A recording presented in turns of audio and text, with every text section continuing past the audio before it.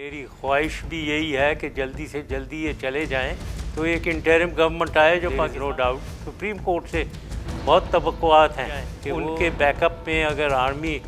کچھ سپورٹ میں ہوتی ہے تو اچھا ہی ہے۔ سابق صدر نے دل کی باتیں کہہ دیں، سپریم کورٹ سے حکومت کے خاتمے کی امید لگا لی۔ کہا پاکستان کو بچانا ہے تو ایسی عبوری حکومت آئے جس کے پاس آئین بدلنے کا اختیار ہو۔ یہ انٹرم گورنمنٹ آ جائے اور وہ انٹرم گورنمنٹ آتھورائزڈ ہو تھرو دا سپریم کورٹ کہ وہ کانسٹیٹیوشنل امینڈمنٹس کر سکے اور ان کو کچھ ٹینیور ہو وہ گورن کریں، political change and structural changes لائیں، پروونسز ہیں وہ زیادہ پروونسز بنائیں۔ سابق وزیر اعظم نواز شریف اور عمران خان کی نااہلی کے کیس کا موازنہ زیادتی قرار دیا۔ بہت زیادتی، وہ کہاں یہ کہاں،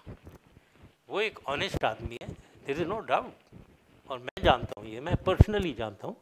وہ آنیسٹ آدمی ہے۔ سابق صدر نے اگلے سال ملک واپسی کا امکان ظاہر کیا، کہا ایم کیو ایم کے دھڑے نہ تو انہیں قبول کرتے ہیں نہ وہ ایم کیو ایم کو قبول کرتے ہیں، ان کی سیاست کا ہدف کراچی کے عوام ہوں گے۔ ایم کیو ایم فیلڈ جماعت ہے،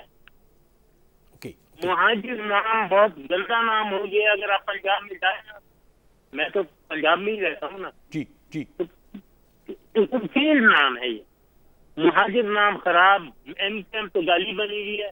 تو میں اس کے اندر، میں پاگل ہوں اس کے اندر گھسوں۔ سابق صدر کا کہنا تھا کہ عدالت نے انہیں نااہل قرار دیا تو وہ پاکستان کو پھر خدا حافظ کہہ دیں گے۔ کورٹ کر دیتی ہے میرے اوپر ناز اور ڈسکوالیفائی مجھے کرتی ہے